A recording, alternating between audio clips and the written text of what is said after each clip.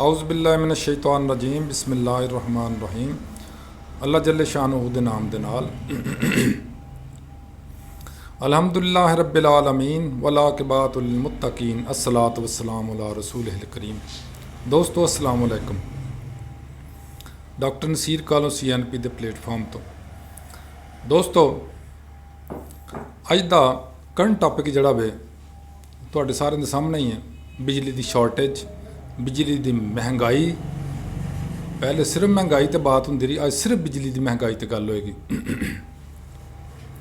जैसा कि तुहानू सारिਆਂ नू मालूम है, एक पुरानी कहावत है कि बंदे नू अपनी चादर दे मुताबिक पैर खोलने चाहिए ने, पैर बिछाने चाहिए ने। लेकिन जदों कोई भी इंसान अपनी जरूरियात इस हद तक बढ़ा लेगा कि उदे पूरा नहीं होएगा तो फिर मसाइल तो आउणगे। होया इस तरह साडे मुल्क दे नाल, साडे बिल्कुल एडजस्टेंट साडे नाल बिल्कुल जिहड़ा साथी सी इंडिया भारत हिंदुस्तान च पाकिस्तान बनया ना, भारत और पाकिस्तान दो मुल्क बने। देखो उन्होंने तकरीबन 300-400 डैम बना लेने और उन्होंने बिजली की कोई उन्होंने कमी नहीं है, किसी जगह तो कमी नहीं है। सस्ती बिजली 1 रुपया यूनिट बिजली उन्होंने बिक रही है, गवर्नमेंट बेच रही है। क्यों? मुफ्त बिजली उन्होंने मिल रही है। पानी अल्लाह की कुदरत ने जोड़ा पानी के स्टोर दिते ने उन्होंने बिजली बना रहे। और उन्होंने लोगों ने यह किया कि साढ़े दरियावां नूं मोड़ मोड़ के उन्होंने अपने डैम बना लेने, अपने प्लांट बिजली के उत्थे शुरू कर लेने। लेकिन साढ़ियां की किया, साढ़े इत्थे जमहूरीयत के नाँ ते बदमाशिया आया और बदमाशिया आमराना अंदाज चले और उन्होंने मुल्क में लुटना शुरू कर दिता। होया कि उहदे नाल कि डैम जो बन सके सी अयूब दौर विच, जितने भी डैम बन, तरबेला डैम लगा लो या तुसी मंगला डैम लगा लो, वारसक लगा लो, जिहड़ा भी डैम बनया होया उस दौर तो पहले पहले दा बनया। जदों दी अल्लाह दे फज़ल नाल जमहूरीयत इस मुल्क च आई आ, ये जमहूरीयत ने मुल्क का बेड़ा गर्क और लोगों को कंगाल करके रख दिता। इनू जमहूरीयत कहते हैं कि इन्हां दी डिकटेटरशिप सियासतदानां दी हो जाए तो जमहूरीयत का नाम दे दिता। होया इस तरह कि काला बाग डैम एडा अहम प्रोजेक्ट सी साडे वास्ते, पाकिस्तान वास्ते खसूसन और पंजाब वास्ते अमूमन। अगर वो डैम बनया हुंदा कम से कम साडे 2 सूबियां दी बिजली दा पूरा कर सकदा सी। इन्नी ज़्यादा बिजली उत्थे पैदा होनी सी। लेकिन उत्थे की होया, सिंध वालियां ने पैसे ले, खैबर की पीकी वाले जिहड़े चौधरी बने ने उत्थों दे उन्होंने पैसे ले, इंडिया को पैसे लेंदे रहे ने। और इस गल नूं उजागर किया इंडिया के पार्लीमेंट के अंदर एक उन्हां दे वजीर ने कि जिहड़ा काला बाग डैम है तो असीं नहीं बन देना, वो किस तरह बना सकते हैं जदों कि साडे पेरोल ते ने साडे को पैसे लेंदे ने ये सियासतदान जिहड़े सिंध वाले और खैबर पीके दे ने। और वाकई बड़ी बदकिस्मती की और बड़ी बेशर्मी की गल है कि साडे मुल्क के रहंदे होए लोग जिहड़े साडे पाकिस्तानी ने, उन्हां दे एडे घिनौनी खेल ने कि अपने मुल्क की तरक्की दे विच रोड़े अटकाने वास्ते वो दूसरे मुल्कों तो, दुश्मन मुल्कों को पैसे लेंदे ने। हुण भी तुसी देख लो, अज तुसी काला बाग डैम की बात शुरू करोगे 100 चूहे बिल्ले कुत्ते बिल्ले खड़े हो जाएंगे, असीं नहीं बन देना। कोई कहेगा साडी नाश तो उत्तों काला डैम बनेगा, कोई कहेगा असीं उत्थे बंब चला देना, कोई कहता असीं उत्थे हड़ताल कर देनी आ। बंदा पूछे कि तुहाडे पेट च मरोड़ क्यों उठदा वे?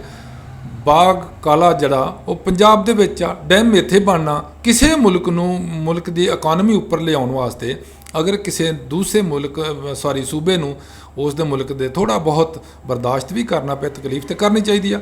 इवें ही आ जिस तरह तुसीं एक घर बनाउंदे हो, देखो किन्नी तकलीफ ना बनता, बड़े मुश्किल नाल लोग तैयार करते हैं, उस तो बाद करते की ने अजे नामुकम्मल हुंदा तो अपना समान लैके शिफ्ट करके उत्थे बैठ जाते, बाकी आहिस्ता आहिस्ता खुद करते रहांगे। तकलीफां उठाउणियां पैंदियां ने अपना घर बनाउण वास्ते या अपना कोई भी तुसीं जिहड़ा तुहाडा कोई पैकेज होवे या तुहाडा जो भी अपने प्रोजेक्ट होवे उहदे वास्ते तुहानूं थोड़ा बहुत कुर्बानी देनी पेगी। लेकिन काला बाग डैम ते आके 2 सूबियां ने, बल्कि 3 सूबियां ने, उस बलूचिस्तान भी इन्हां दे साथी हो गया कि असीं इत्थे डैम नहीं बन देना। क्यों?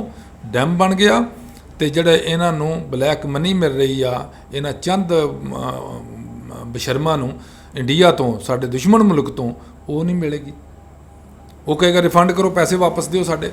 ਕਿਸ ਤਰ੍ਹਾਂ ਤੁਸੀਂ ਸਾਡੇ ਕਰ ਰਹੇ ਹੋ ਕਿ ਡੈਮ ਨਾ ਬਣਦੇ ਤੁਸੀਂ ਪੈਸੇ ਲੈਂਦੇ ਹੋ। ਇਹਨਾਂ ਸਟ੍ਰਾਈਕਾਂ ਕੀਤੀਆਂ, ਇਹਨਾਂ ਹੱਲਾ ਗੁੱਲਾ ਕੀਤਾ, ਐਜੀਟੇਸ਼ਨ ਕੀਤੀ ਕਿ ਅਸੀਂ ਕਾਲਾ ਡੈਮ ਨਹੀਂ ਬਣ ਦੇਣਾ। ਉੱਥੇ ਅੰਦਾਜ਼ਾ ਨਹੀਂ ਲੋਕਾਂ ਨੂੰ ਕਿ ਕਿੰਨਾ ਨੁਕਸਾਨ ਪਾਕਿਸਤਾਨ ਦਾ ਹੋਇਆ। ਉੱਥੇ ਬਹੁਤ ਸਾਰਾ ਸਮਾਨ, ਇਹ ਗੱਲ ਹੈ 85-6 ਦੀ, ਮੈਂ ਉਹਨਾਂ ਦਿਨਾਂ 'ਚ ਮੇਰੀ ਪੋਸਟਿੰਗ ਉੱਥੇ ਹੀ ਸੀਗੀ। ਕਾਲਾ ਬਾਗ ਡੈਮ ਤੋਂ ਅੱਗੇ ਹੈ RSCC ਰੂਰਲ ਸੈਂਟਰ ਤਬੀਸਰ, ਮੇਰੀ ਉੱਥੇ ਪੋਸਟਿੰਗ ਸੀ। ਔਰ ਉੱਥੇ ਉਦੋਂ ਵੀ ਸਮਾਨ ਪਿਆ ਸੀ, ਔਰ ਸਾਰਾ ਸਮਾਨ ਅਰਬਾਂ ਰੁਪਇਆ, ਕਰੋੜਾਂ ਰੁਪਇਆ ਦਾ ਜਿਹੜਾ ਮਸ਼ੀਨਰੀ ਸੀ ਉੱਥੇ ਪਈ ਬਰਬਾਦ ਹੋ ਗਈ ਆ। ਲੇਕਿਨ ਡੈਮ ਨਹੀਂ ਬਣ ਦਿੱਤਾ।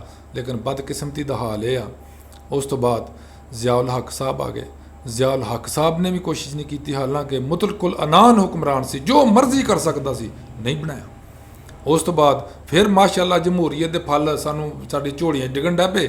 ਉਹ ਗਏ ਨੇ ਮਾਸ਼ਾਅੱਲਾ, ਮੁਸ਼ਰਫ ਸਾਹਿਬ ਆ ਗਏ। ਮੁਸ਼ਰਫ ਸਾਹਿਬ ਵੀ ਅਗਰ ਚਾਹੁੰਦੇ ਤੇ ਬਿਲਕੁਲ ਬੜੇ ਆਰਾਮ ਨਾਲ ਉਹ ਡੈਮ ਬਣ ਸਕਦਾ ਸੀ, ਕਿਉਂਕਿ ਉਹਨਾਂ ਦੀ ਕੈਬਨਿਟ 'ਚ ਸਾਰੇ ਸੂਬਿਆਂ ਦੇ ਨੁਮਾਇੰਦਗੀ ਮੌਜੂਦ ਸੀ। ਲੇਕਿਨ ਉਸ ਬੰਦੇ ਨੇ ਵੀ ਨਹੀਂ ਡੈਮ ਬਣ ਦਿੱਤਾ।